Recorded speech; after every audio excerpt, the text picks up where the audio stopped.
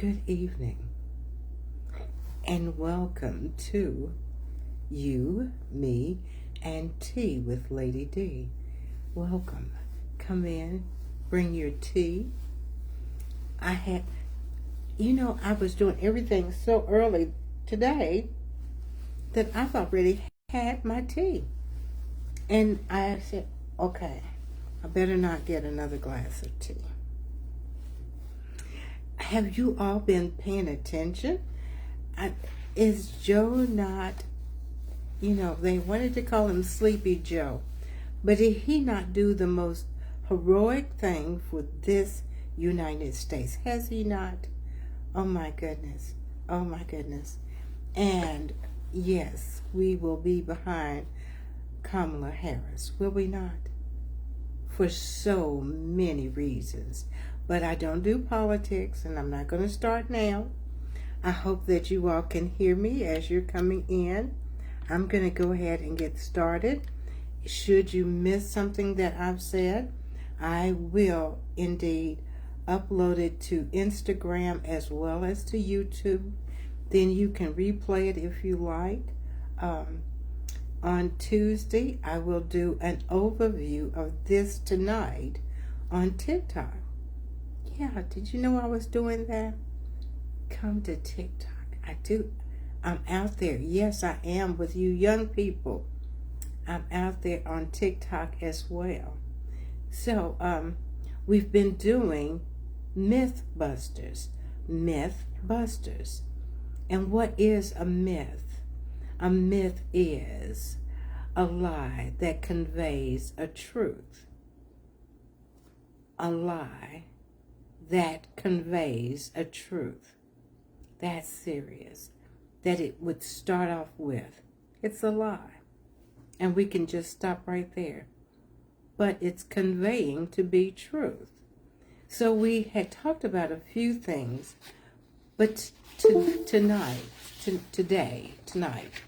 we're going to talk about judging through the world's eyes. Doing it the way the world has done it or is doing it. So often it is said to me,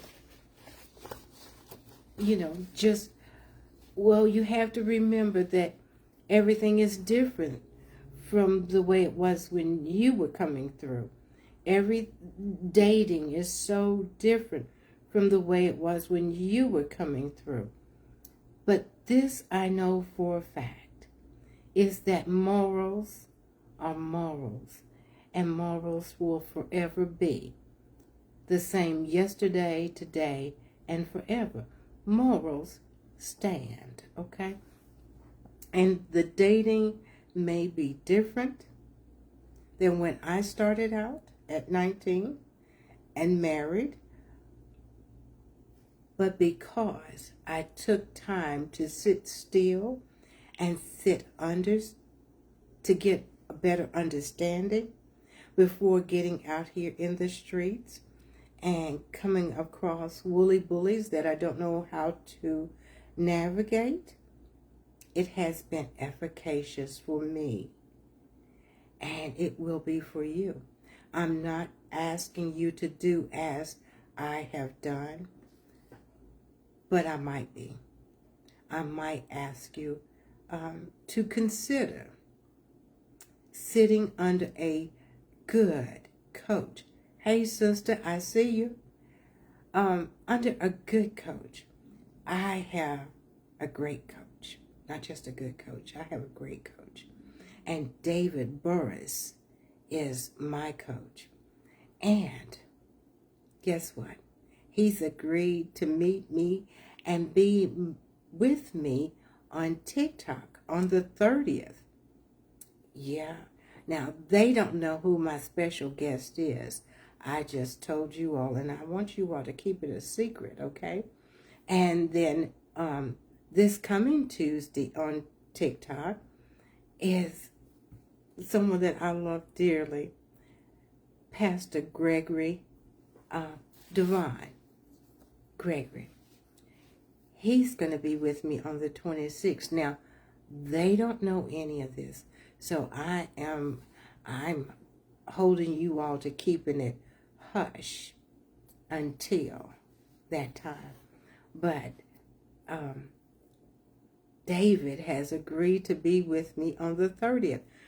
I'm so excited. I can't stand myself. But what we're going to do tonight is talk about dating.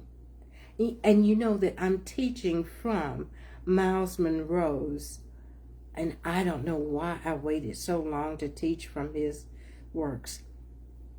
As I have said repeatedly, had it not been for his teachings, I don't know where I would have been. Then there was him, and then there was Dr. Philip Baldwin, and there's Darius Daniels, there's R.C. Blakes. I have sat still for more than a minute and invested in me, because if we don't invest in ourselves, how can we go forward? Then we start to do the things the way the world says to do it. And what is it? A myth. And what is a myth? A lie that is conveying truth. A lie that is conveying truth. Now, when it comes to finding a mate, God will give us guidance. He will give us guidance. He will give us wisdom and direction if and when we ask for it. What does he say? You have not because you ask not, right? Right. So, he may even bring, because he knows what you're desiring, and he knows what you need, not necessarily what you want. So, your paths may cross, unlike what was happened to Sister today. Well, matchmaking doesn't always pay off, okay? So be mindful that you vet using God's direction, God's wisdom, asking for before you go into the realm of allowing someone to matchmake for you. That's the reason why God doesn't choose our mate. You know why? Because what happens if it goes awry? Are we going to say, God, are we going to do what Adam did to Eve? Are we going to do that? The woman that you gave me is the reason why I did what I did. That woman that you see, he said, nuh-uh. I'm not going to take away your right to choose, but I am going to give you some tools and persons to help you be wise in your decision. What God will do, however, is he will not choose our mate. We must make that decision based on the information that we have. So instead of us being so quickly to smash, let us be quick to sit and have conversation.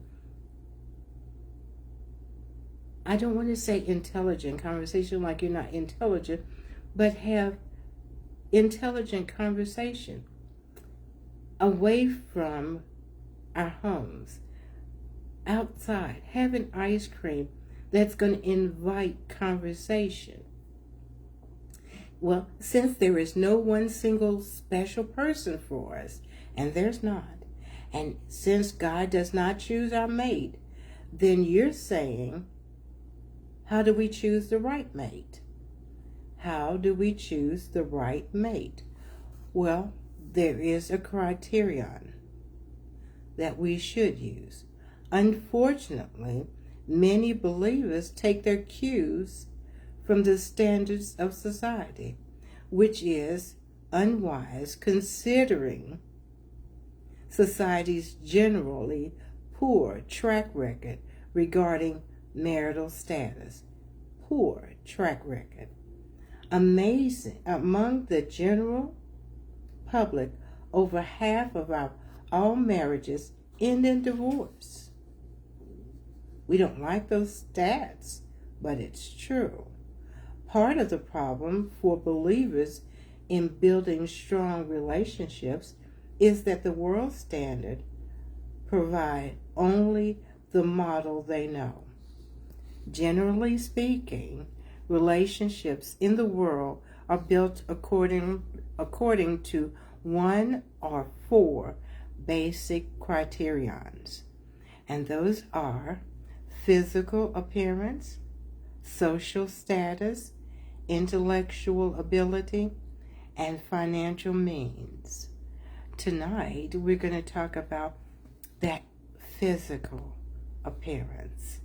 The most important criterion of all, the spiritual dimension, is usually the one that is ignored, at least until problems crop up in the relationship.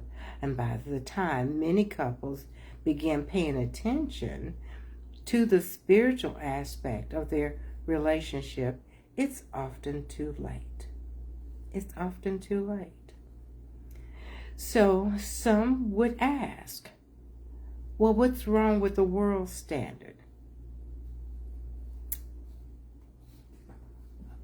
When I thought of a plethora of what's wrong with the world standard, and so we're just going to deal with this right here, and I'm going to govern myself accordingly, okay? Why shouldn't I look for these things in a mate? Well, in and of themselves, there is nothing wrong with any of these that I've just mentioned. But by themselves, they are not sound basis upon which to build a strong, long-term relationship. Remember how I talked initially about these myths? That we get so caught up in the ooey-gooey feeling. You know, it just feels so good all under.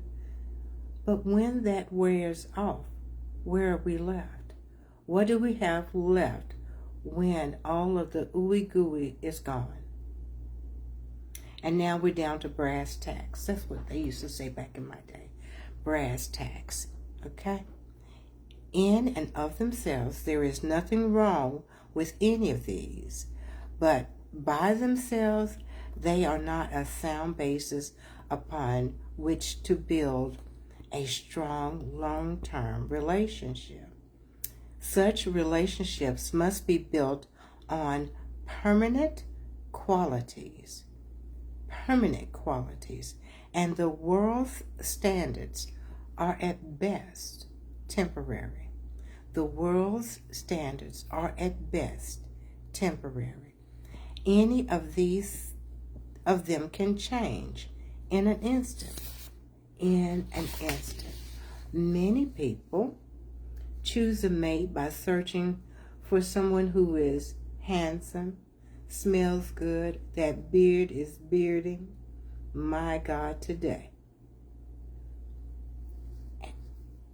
The muscles in those thighs. Look how, did you smell him as he went past? And what does that get you? I'm not going to answer that. But, or is she not beautiful? All of her groceries are hanging out. Nothing left for your imagination. Absolutely nothing. And what do those words mean? Whose criteria do we use in determining whether or not a prospective candidate is attractive enough physically? Where do our standards of physical beauty come from? Vogue, movie stars, fashion shows. What's her name? What's her name, Sister Red? That was on the BET. I'm sorry, I digressed. The world standard for physical attractiveness is the beauty of a supermodel. and a standard attainable by less than 1% of the world's population. What kind of standard is that? Nevertheless, that is the standard our society promotes. People judge and evaluate their mate and potential mates according to an unattainable standard. Physical attractiveness only goes so far. We know gravity. Those BBLs, where are they going to end up in a year or two? Behind their knees? So you oohing and eyeing over a BBL, and then you're going to have to start looking at their calf muscles to see what gravity has done to them. I digressed. The physical attractiveness only goes so far. If a couple builds their relationship on such standard, what happens when physical beauty begins to fade? How will you feel when you see her gorgeous hair is turning gray? I hope you feel like I do. I feel like my gray hair, I've grown into my gray hair. Or it starts to come out. Or when his trimmed, athletic abs go from a six-pack to a keg. He's got a little pot belly. He's kind of looking like Buddha. How do you feel? Do you go out and get another one? Do you?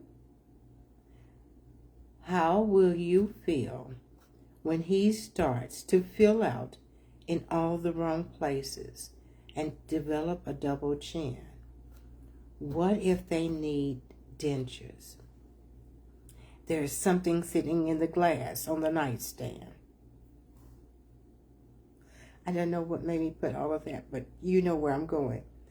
If they want a happy and long-term relationship, they better have more going for them than simple physical attraction. And this is where we're going to land our plane. We're going to land our plane. We're going to talk about social status next week. But physical attraction is what we're going to talk about, and our scripture. And our scripture will always be Proverbs 24, 3-4. Through skillful and godly wisdom. Of course, this is from the Amplified Translation.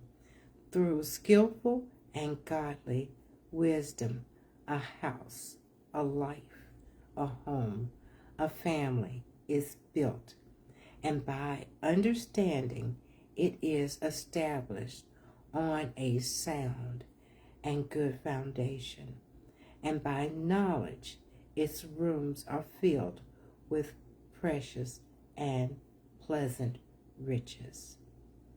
Do not get caught up in the myth. Do not, because it is a lie conveying to be truth. Thank you all. Thank you for joining me tonight. I want you all to get back, because you might have a watch party as we, this new turn of events for our president. But I want you all to be mindful of those things. And if you get here late, I was on time. I've been on time all day today. That's scary for me. But I have been. You know, we've been talking about this in chapel, about how we are showing up. You know, are we procrastinating? But today it felt good to be on time all day. So, next Sunday, we will go into the social status part and probably into finances. But just keep in mind, this will be uploaded on Instagram as well as YouTube. You can replay it in just a few minutes. But I thank you for those who came out to sit with me. And I'll see you on Tuesday for an overview, should you miss any of these on TikTok. So until the next time, for you, me, and Tea with Lady D, next Sunday, 6 Pacific, 8 Central, and 9 Eastern, for you, me, and Tea. Have an amazing evening. Good night.